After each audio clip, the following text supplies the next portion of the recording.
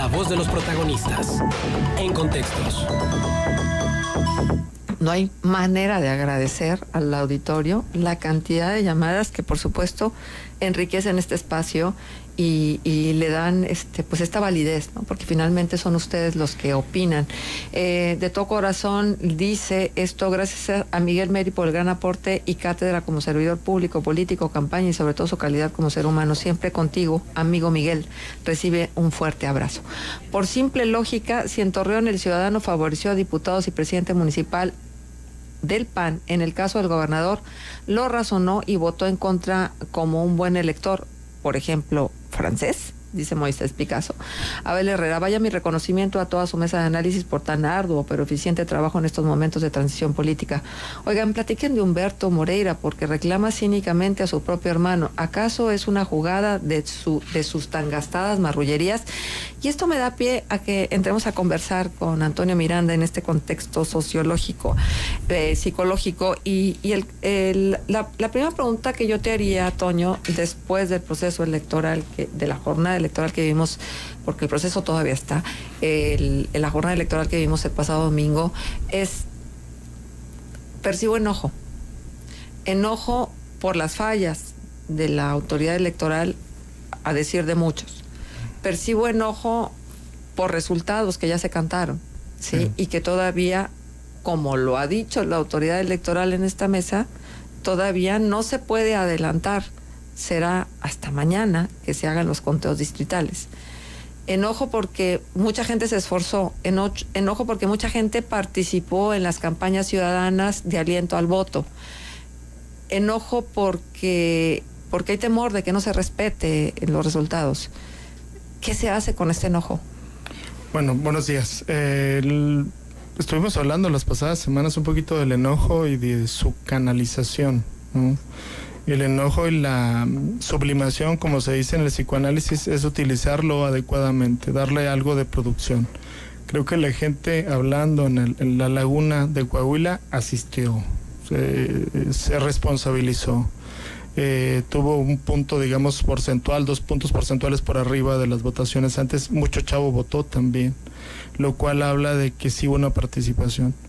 El problema viene cuando existe la sensación o la percepción de que ese enojo que se llevó a cabo de una manera positiva y propositiva, viene la autoridad y lo desgasta. Entonces es como decir, pues ya ni haciendo las cosas que te tocan te van a hacer caso. Entonces viene una sensación de una muy buena parte del electorado de que no es posible cambiar las cosas aún haciendo las cosas propositivamente. Entonces esto genera una bomba de tiempo. Como una bomba de tiempo, obviamente hay gente que está contenta con el resultado, entre comillas, que se siente bien, pero la gran mayoría del lagunero, vamos hablando de la parte de Torreón, diría, pues nos quitaron algo que era de nosotros. Nosotros sí participamos, nosotros sí cumplimos, nosotros volvimos a confiar y algo pasó. Entonces se genera una sensación que se le llama síndrome de inhabilidad aprendida, o tiendes a generar más violencia, que se da a través de estas chats, de estas críticas que tiene la gente, o la gente dice, ya para qué, no tiene caso, por más que hicimos no se pudo. Entonces se polariza la respuesta después de la frustración. Uh-huh. Y también se polariza por declaraciones. Sí. Los dichos de los políticos luego tienen mucho impacto. Lo de Humberto Moreira, lo que recién nos decían, esto que sale y con este lenguaje altisonante que no vamos a repetir, dice que robaron la elección, se la robaron, en este caso refiriéndose a él como representante del Partido Joven. Luego sale Miguel Riquelme y dice en una conferencia de prensa, al calor de toda esta polémica de los resultados, le preguntan qué pasó con Torreón, y entonces él dice que tiene que ver qué fue lo que sucedió con Torreón, pero que ahora, de aquí en adelante, los de Saltillo van a ser sus consentidos. Y luego hay quien une esto a lo que dijo durante la campaña, que dijo que ni perdón ni olvido. Sí. ¿Sí? Claro. Entonces, ni perdón ni olvido. tiene que ver con no gana en Torreón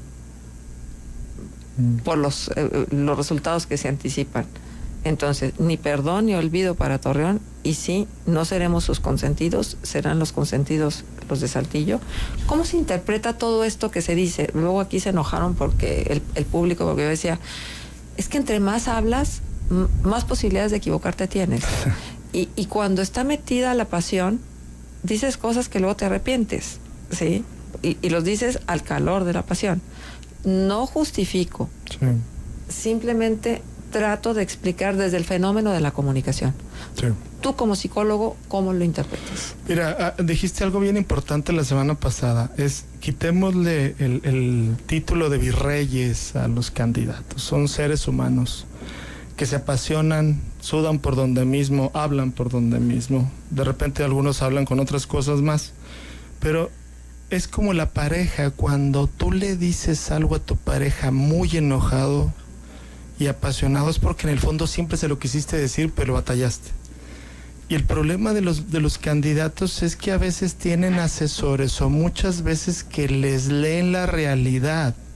No tienen tiempo ellos de analizar la realidad al 100%. Entonces alguien le dice y reacciona de esa forma, pero cuando alguien dice ni perdón ni olvido, te habla de dos cosas bien curiosas, ¿no? Que hay una percepción como monárquica, o sea, de ahora que llegue yo voy a mandar.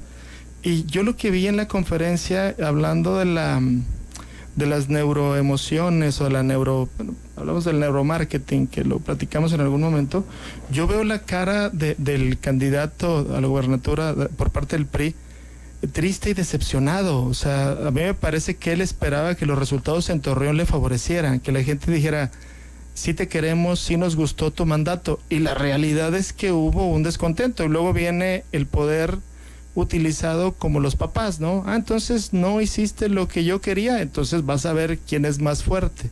Entonces, si hay esta percepción, incluso en el electorado, hablando en términos psicológicos, no jurídicos, de ningún otro tipo, en términos psicológicos como de una revancha, o sea, la gente dice, híjole, pues entonces ahora nos va a ir más mal.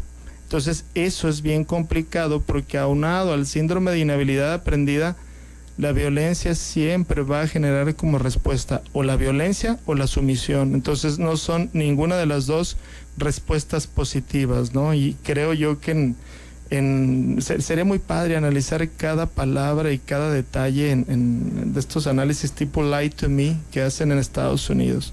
Y es bien interesante que lo que platicas y lo que dices apasionado. De hecho, hay una estrategia en la selección de personal. Tú haz enojar al candidato, no al candidato a una cuestión electoral. Sí, pero tú haz enojar al puesto, y la persona va a sacar su verdadero yo. Y ahí me parece que sacó su verdadero yo. Así, no me quisieron, yo tanto que los quise, entonces ya me voy a ir con otro. Entonces suena como a niño, ¿no? Uh-huh. Si no son unos, son otros. Uh-huh. Dice Juan José, estoy de acuerdo en lo de la comunicación, pero creo que Riquelme lo hizo de manera consciente, por eso pareció defensa. Me dice a mí, bueno, pero independientemente de lo que mi comentario haya suscitado, yo lo que pregunto es, ¿tenemos que preocuparnos? Sí, es que la comunicación la entendemos nada más por lo que se dice, pero a veces necesitamos entender lo que no se dice a través de los gestos, a través de las pausas, a través de las señales. Mucha gente dice, es que es programación neurolingüística. No. PNL habla de los gestos, de las posturas, del lenguaje no verbal. La comunicación está basada en muchas otras cosas más, y la psicología de la comunicación todavía va más allá. No es lo mismo que yo diga mamá en este momento a mamá en un momento de angustia. Sí, o mamá con el cejo fruncido. Exacto. El ceño fruncido, o con una sonrisa de oreja a oreja. Y la mirada hacia abajo y los hombros hacia arriba en posición como de desilusión y de enojo. O sea, ¿cómo puede ser posible que tú, Marcela, no hayas hecho lo que yo te había dicho, ¿no?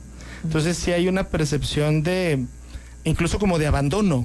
Ya no nos meteríamos a términos más psicológicos porque nos carecemos de elementos para interpretarlo, pero sí son posiciones bien interesantes, ¿no? Si analizamos que también se les aconseja a los candidatos hablar y decir, ¿sabes qué? Estar con una actitud tranquila y diciendo que ganamos. O sea, cuando en realidad eso ya no debería de ser a nivel ciudadano, ¿no? Ajá. Bien, ya tenemos que concluir tan rápido. Bueno, Toño, nada más esto otro que me están preguntando.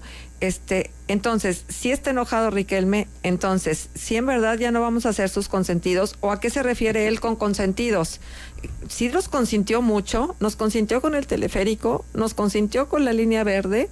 ¿Con qué nos consintió? ¿O cómo considera él que es consentir? No, bueno, habrá que preguntarle a él, ¿no? El problema no es que tú como servidor público no puedes decir consentir, porque no puedes gobernar a través del consentimiento. Entonces dejas de lado una parte bien importante como jefe de Estado, no terminas por ser convincente. Bien, Toño, pues seguimos con esta conversación. Sí, claro. Sí, muchísimas gracias por estar con nosotros en este contexto psicológico. Al contrario.